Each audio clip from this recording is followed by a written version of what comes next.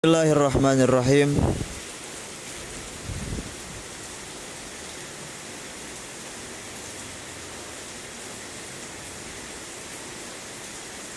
Pertama, saya sedikit monolog terlebih dahulu terkait dengan video yang nanti kita akan proses sebagai salah satu syarat untuk mengikuti ujian tengah semester pada mata kuliah Tafsir Nusantara yang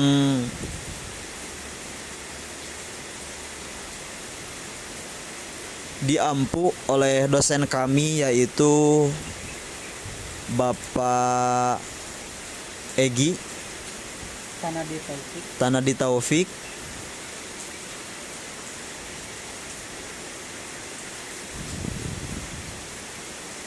Belaring.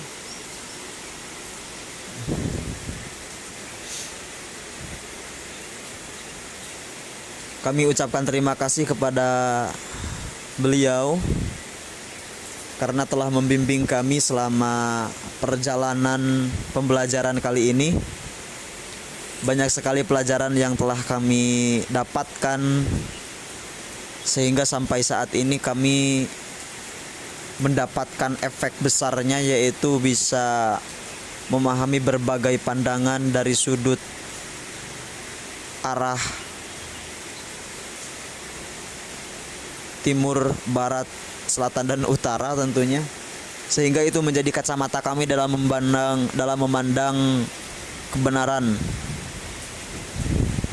atas segala fenomena.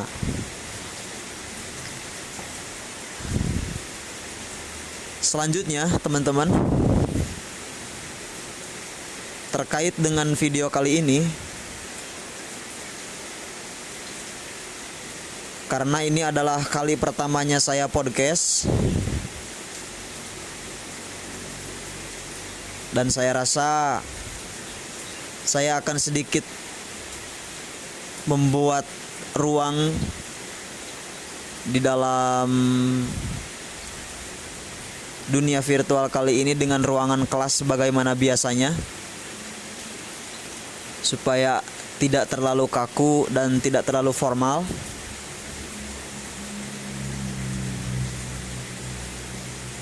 Selanjutnya, Bang Salman, pada video kali ini kita akan mengupas secara longgar ya terkait dengan Islamisme dan Tafsir Nusantara. Ya. Sebelumnya, perkenalkan, nama saya Ma'arif Amin, mahasiswa Fakultas Usuluddin dan Studi Agama ya, Prodi Ilmu Al-Quran dan Tafsir. NIM NPM 193 lupa lagi.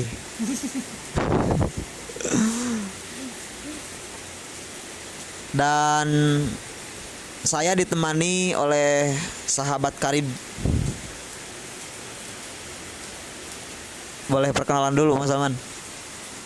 Ya, terima kasih kepada Pak Amin atau Ma'arif Amin. Ya, perkenalkan, nama saya Salman Alfariji, NPM 221000196, Prodi IAT Fakultas Usuluddin dan Studi Agama. Di sini saya akan membicarakan tentang Islamisme dan Tafsir Nusantara. Sebelum saya menjelaskan apa itu Islamisme dan Tafsir Nusantara, saya akan terlebih dahulu menyerahkannya kepada Pak Amin. Apa yang dimaksud dengan Islamisme dan Tafsir Nusantara? Oke, baik. Jadi pembicaraan kita akan berangkat dari sebuah isu terkait dengan Islamisme dan Tafsir Nusantara.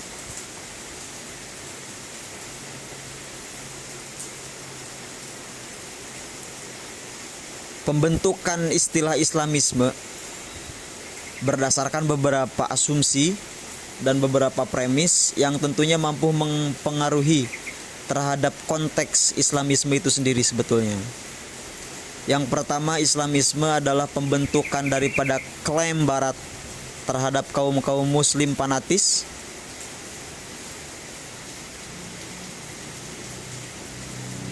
yang dimana pada saat itu kaum-kaum Muslim fanatis terbentuk atas kebijakan-kebijakan rezim. Ini dapat dilihat dari beberapa kacamata rujukan ya teman-teman. Yang pertama bisa dilihat dari sejarah revolusi Mesir, di mana pemerintah atau rezim Mesir yang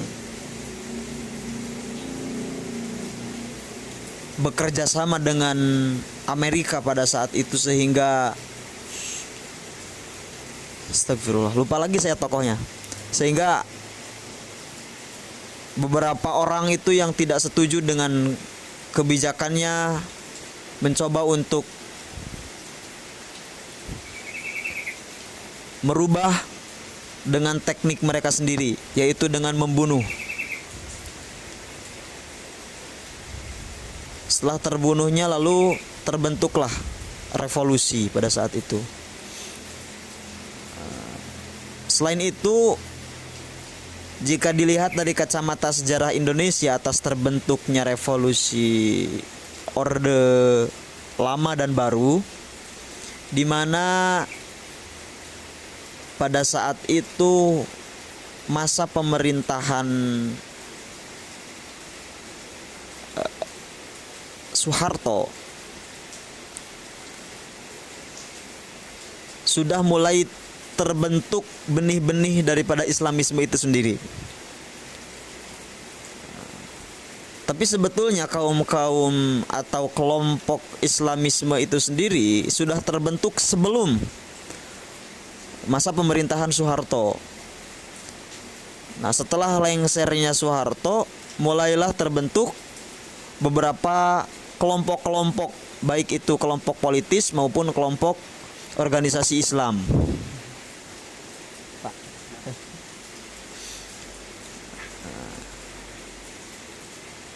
Nah, dengan terbentuknya kelompok-kelompok politis yang di dalamnya terdapat tokoh-tokoh Muslim fanatis dan maraknya organisasi-organisasi Islam pada saat itu,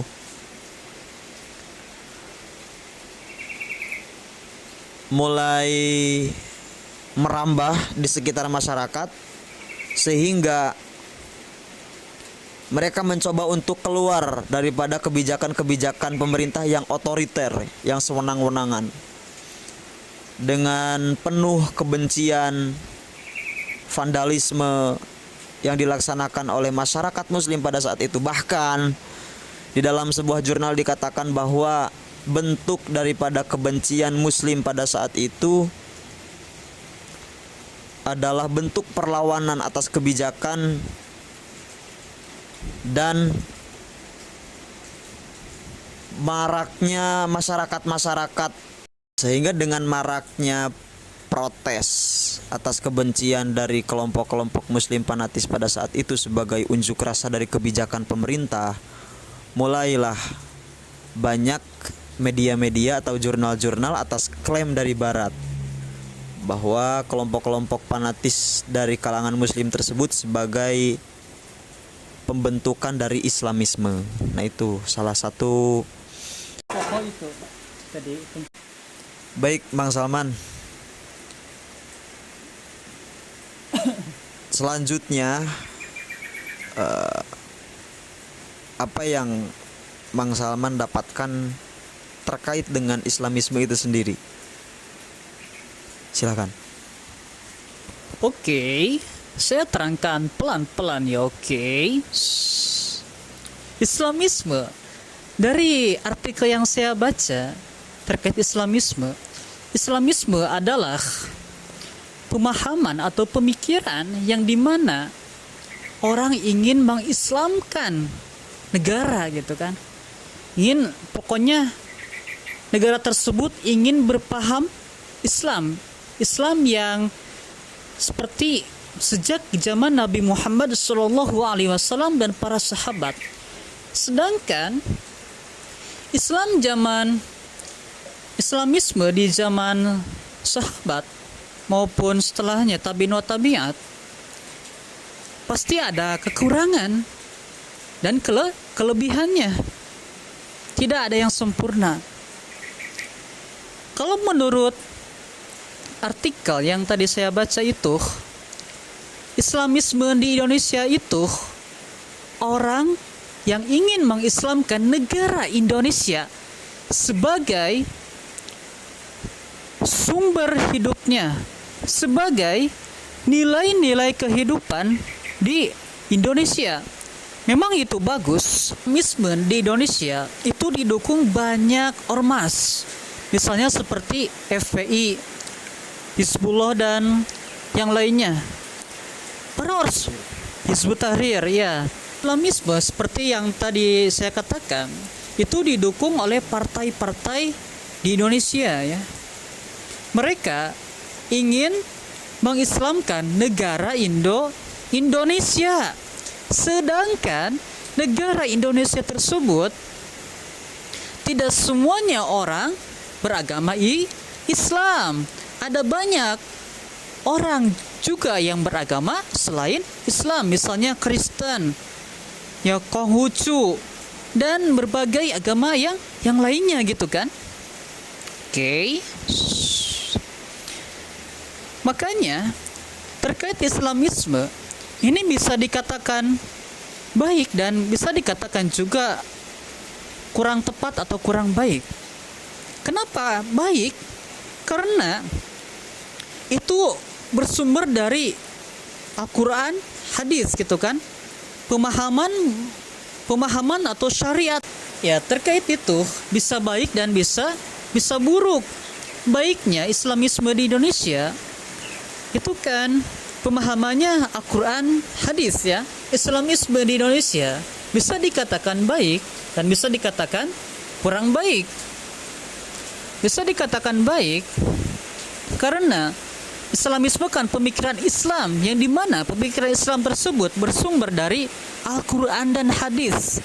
Akan tetapi yang harus kita ketahui, yang harus kita ingat, di Indonesia tidak semua orang itu beragama Islam. Makanya para ormas Islam di Indonesia harus memperhatikan itu. Harus memperhatikan toleransi yang dimana Allah Subhanahu wa Ta'ala pun memerintahkan kita untuk bertoleransi, ya, saling memahami. Nabi Muhammad pun ketika beliau sudah hijrah ke Madinah, beliau sangat bertoleransi.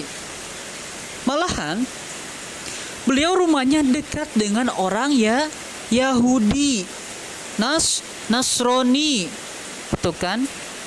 Itu bisa dikatakan baik Islamisme di Indonesia karena itu kan pemikiran Islam yang referensinya dari Al-Quran dan hadis. Bisa dikatakan kurang baik yang tadi sudah saya bahas karena orang-orang di negara Indonesia ini tidak semua orang memahami Al-Quran, hadis, baik itu orang Islam maupun non-Islam, baik itu beragama Islam maupun tidak beragama Islam. Itu bisa dikatakan kurang baik. Karena kan kita bisa lihat realitas saja. Orang Islam kebanyakan hanya mengagung-agungkan Islam itu di KTP, tapi tidak mengaplikasikan Islam yang sungguhnya di kehidupan gitu kan, di kehidupan sehari-hari. Mungkin itu terkait Islamisme yang saya pahami. Saya serahkan selanjutnya pembahasan tafsir Nusantara kepada Pak Amin. Silakan. Baik. Terima kasih Mang Saman. Cukup luas juga yang disampaikan. Ada beberapa poin tentunya yang bisa disimpulkan terkait dengan bagaimana dinamika Islamisme itu sendiri diberlakukan di Indonesia yang dinilai sebagai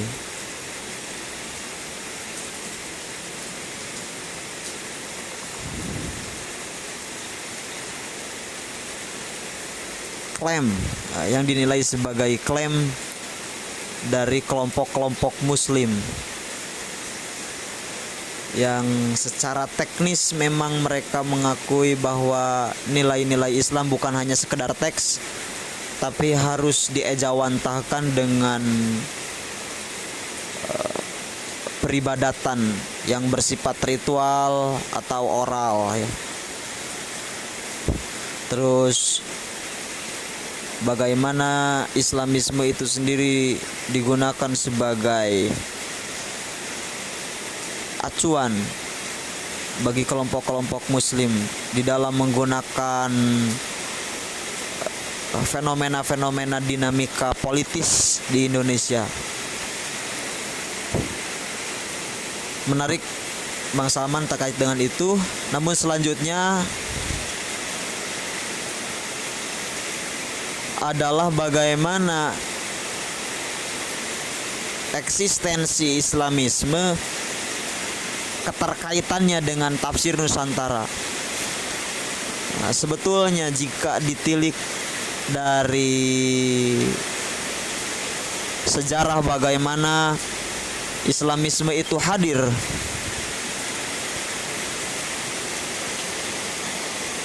dan keterkaitannya dengan tafsir Nusantara, itu sangat sedikit referensi yang kami dapatkan di sini.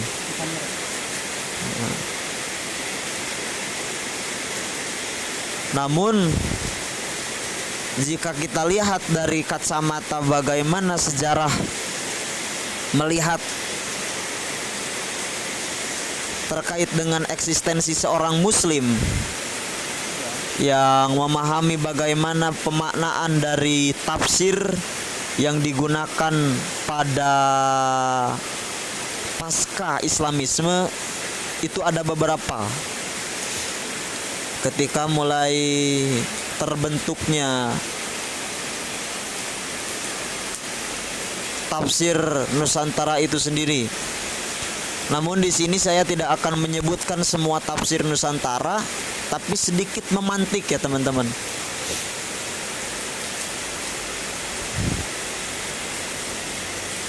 Selanjutnya terkait dengan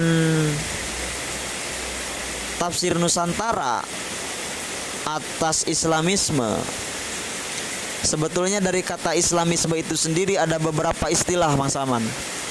Ada pan-Islamisme yang digagas oleh tokoh-tokoh timur. Mas Saman tahu? Siapa? Al-Afghani kalau gak salah. Al-Afghani yang menggagas pan-Islamisme. Terus ada juga istilah post-Islamisme yang disusun oleh Asep Bayat. Lalu selanjutnya ada Islamisme itu sendiri. Jadi kita harus membedakan peran daripada tiga istilah tersebut.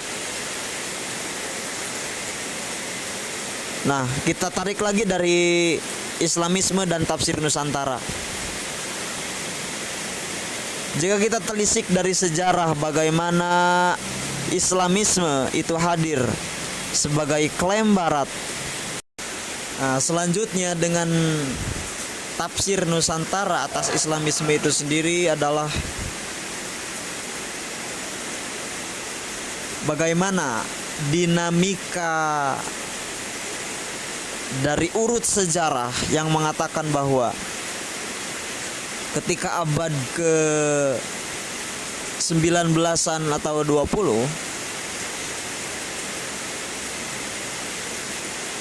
terbentuknya tafsir-tafsir di Indonesia khususnya itu adalah sebagai respon dari bagaimana Islam terbentuk, di mana pada saat itu mulai terlahir beberapa tafsir di Indonesia. Salah satunya adalah Tarjumanul Mustafid yang dikarang oleh Syekh Abdurrahman As-Singkili, Abdurrauf As-Singkili. Nah, beliau itu adalah salah satu ulama Nusantara yang populer atas keilmuannya. Bahkan beliau itu banyak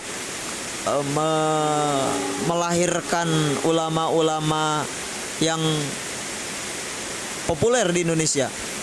Salah satunya ada Syekh Abdul Muhyi Pamijahan. Terus ada Syekh dari Bagelen. Terus ulama-ulama tersebut menjadi salah satu tolak ukur atas peran daripada Abdurrauf As-Singkili. Selanjutnya Mang Salman silakan untuk menanggapi atas peran Islamisme dengan keterkaitannya tafsir Nusantara. Islamisme dan tafsir Nusantara ya, ini ada terkaitannya. Kenapa? Karena tafsir Nusantara atau tafsir yang ada di Nusantara bukan hanya ada di Indonesia, Malaysia, Thailand, Singapura, Filipina, khususnya di Asia Tenggara. Islamisme dan tafsir Nusantara yang saya ketahui dan yang saya baca ya tadi, ada salah satu ulama dia saya mengagumi seorang ulama asal Aceh atau asal Singkil, yaitu saya mengagumi ulama asal Aceh atau asal Singkil yang bernama Syekh Abdurrauf As-Singkili. Beliau menafsirkan yaitu kitab Tarjuman Al-Mustafid, yang dimana Tarjuman Al-Mustafid itu terkenal di dunia, khususnya di Asia Tenggara. Di mana lagi? Di Thailand. Yang saya ketahui, di Thailand itu kan ada berbagai ulama tafsir, yang dimana kitab tafsir Abdurrauf As-Singkili dikaji bukan hanya di Thailand. Biasanya kemarin yang di kelas pagi, di kelas tafsir Nusantara, di matkul tafsir Nusantara ya maksudnya, itu kan dibahas penafsiran atau dibahasnya sekilas ya tentang penafsiran Tarjuman Al-Mustafid karya Abdurrauf As-Singkili. Dan itu menarik untuk dibahas, teman-teman. Kita ketahui bahwa penafsiran itu susah gitu kan, kompleks. Kita harus ketahui bahwa ada sedikit perbedaan tentang terjemah dan penafsiran. Terjemah bukan berarti tafsir secara menyeluruh. Itu hanya sebatas tafsir kata per kata. Sedangkan penafsiran itu menggunakan ilmu tafsir yang harus kita ketahui. Seharusnya kita bisa menguasai alat-alat tafsir, yaitu nahwu, shorof, ilmu ma'ani, bayan, dan badi, atau yang disebut dengan ilmu balaghah, yang dimana penafsiran itu lebih luas cakupannya, lebih luas ya, lebih kompleks daripada sekadar terjemah. Dan itu ada di kitabnya Syekh Abu Rauf asing kili, ya, yang dimana beliau ada sedikit yang saya pahami tentang kitabnya. Itu ada sedikit tentang Islamisme atau memang pemahaman tentang Islam yang ada di kitab tafsirnya atau di terjemahan Al-Mustafid. Mungkin seperti itu ya, teman-teman.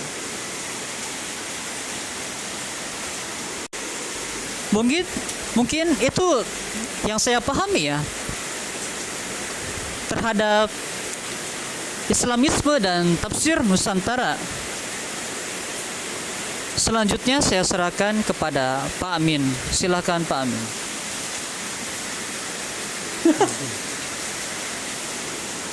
Baik. Terima kasih Bang Salman telah memaparkan terkait dengan bagaimana keterkaitannya atas tafsir Nusantara dan Islamisme. Mungkin cukup sekian atas podcast kami, mohon maaf banyak sekali kekurangan. Mohon maaf atas segala kekurangan. Ada kata-kata terakhir? Ada. Kata-kata sedikit yang ya, dari kami gitu, yang keren-keren ini. Berakit-rakit ke hulu, berenang-renang ke tepian. Hah?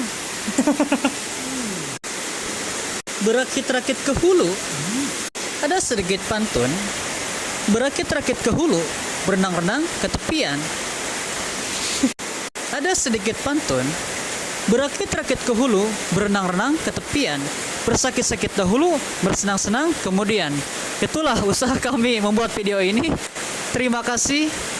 Wassalamualaikum warahmatullahi wabarakatuh. Waalaikumsalam warahmatullahi wabarakatuh.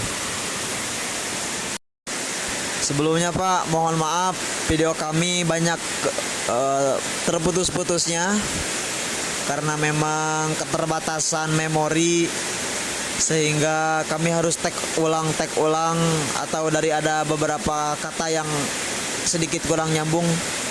Mohon maaf. Itu saja Pak, permohon maafan dari kami karena masih pemula. Insya Allah untuk kedepannya mungkin kami akan mempersiapkan lebih matang kembali.